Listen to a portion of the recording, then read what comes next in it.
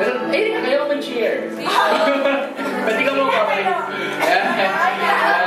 So, let's listen to her stories and kung paano siya pinago ng Lord, so and so forth. Ano lang short lang. Kaya mga 30 minutes ako. Just kidding. Ayan, hello everyone. Hi! Grabe, parang, paano ba? First time ko yata tatayo ngayon na na hindi ko talaga pinaghandaan. I mean, nung sinabi ni Kuya magte-testify, sinabi ko talaga, Lord, let your words be spoken. Maibarating yung words mo ngayon, rather than mine. Kasi, it will be my first time na mag-speak rin na I think I don't have mass today. Na iniisip ko na ano yung iisipin nyo. It will be my first time na tatayo na hindi ko papakailangan kung ano iisipin nyo. But just the words of God. Ayun, paano ba? Paano ko sisimulan? Nagtanong din ako kay Lord kanina. Lord, ano gusto mo i-testify mo? Pero hindi, mayroon siyang binigay na memories back then. Pero tinanong ko ulit siya, Lord, ano pong gusto mo i-testify? Yun pa rin. So, paano ba? Simula na elementary, high school, I always be an achiever. Ganyan. Ayun. Pero, lumaki ako na... Lumaki. Lumaki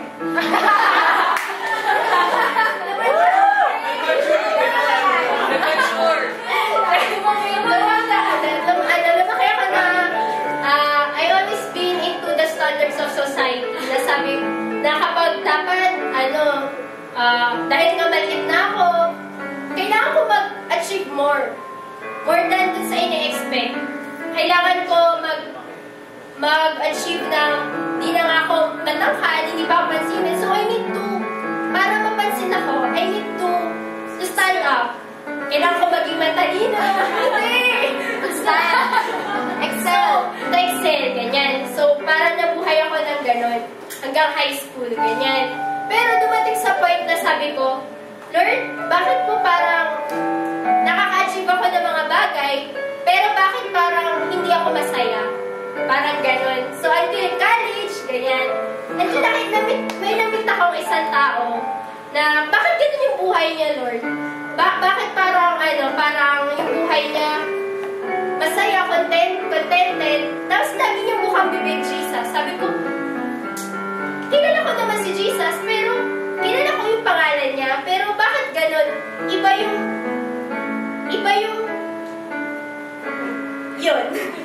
Iba yung kanya. So, ayun, pinakilala niya sa akin si Lord. Then nakakatuwa lang na may mga bagay na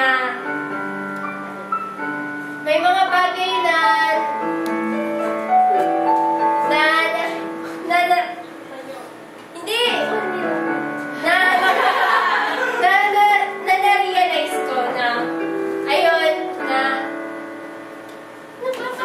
wala ko masabi. Wait lang. Ayun, yung mga bagay na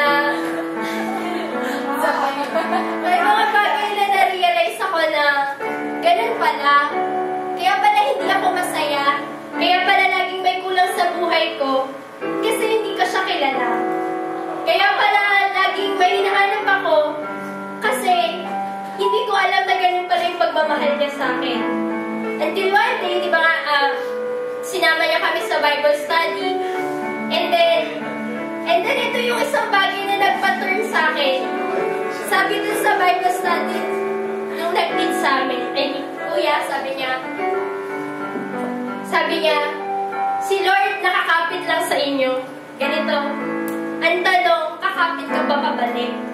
And that made me stand. Parang, wow, napatulala ako. Hanggang sa jeep, dala-dala ko yung image na yun. Lord, nakakapit ka sa akin for the whole time. Iniisip ko, napakahirap ng buhay. Parang kailangan ko laging pumunta dun sa expectation ng iba. Kailangan ko ma-meet yung pangangailangan, yung tingin ng iba. Pero Lord, ikaw nakakapit ka sa akin the whole time, hindi kita pinapansin. The whole time, Lord, tinatanong, ano ba yun? The whole time, tinatanong ko siya, nasan siya? Sa mga panahon yun, Pero nandun pala siya, nakakapit. Nakaganan siya. Tighten. And that day, sabi ko, Lord, I decided, nakakapit ako pabalik sa'yo. Hahawakan ko yung kamay mo, Lord. Hindi ako bibitaw.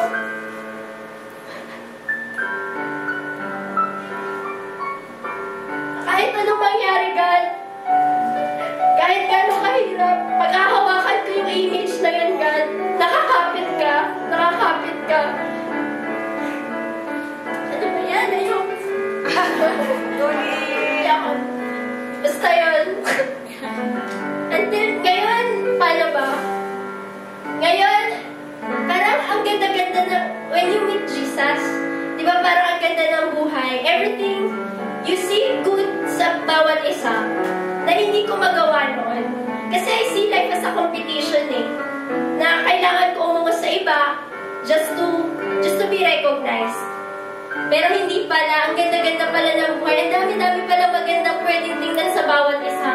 When you just see good things to people, everything lights up.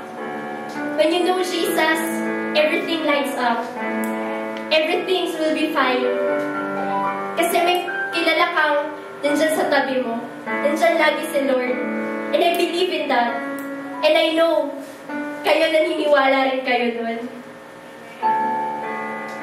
Yun lang.